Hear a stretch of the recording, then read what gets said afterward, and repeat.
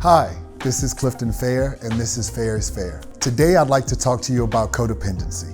What is it? Codependency defined is the excessive emotional or psychological reliance on a partner,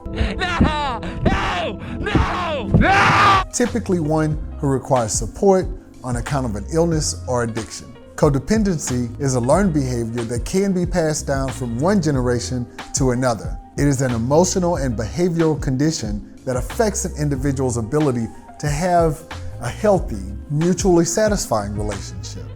I don't think I love you anymore.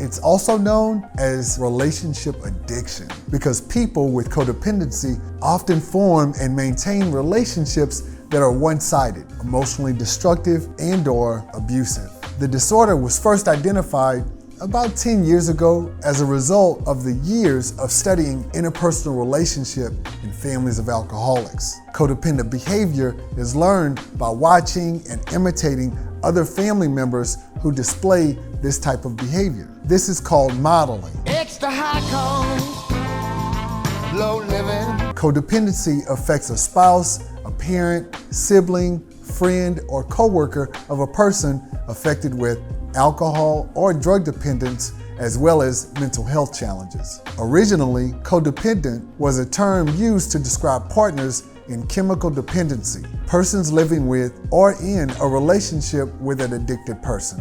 Similar patterns have been seen in people in relationships. They have good intentions. They try to take care of a person who's experiencing difficulty, but the caretaking becomes compulsive and defeating. Oh, no.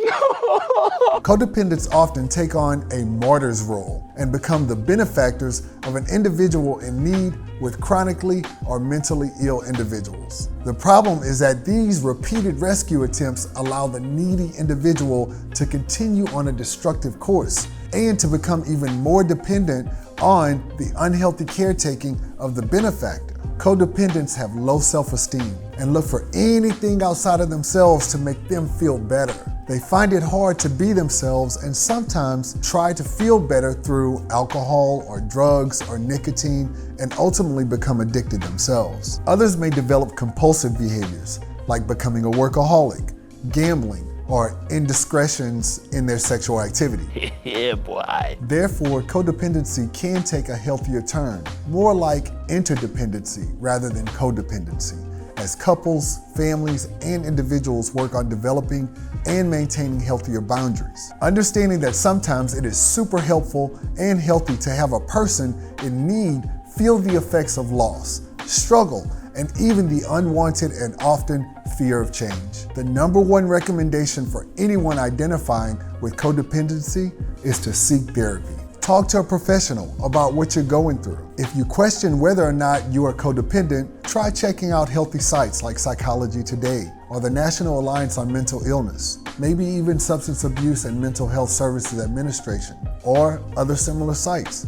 Just remember, if you are identifying with similar symptoms, such as people-pleasing, lack of boundaries, low self-esteem, difficulty recognizing and expressing emotions, or the need for control, then maybe, just maybe, it might be time for you to seek professional help, accountability, and support. This is Klifton Fehr, and this is Fehr is Fair. Like, follow, and subscribe so you don't miss what's coming next. Today, I'd like to talk to you about the difference between prescription drug abuse versus substance use disorder.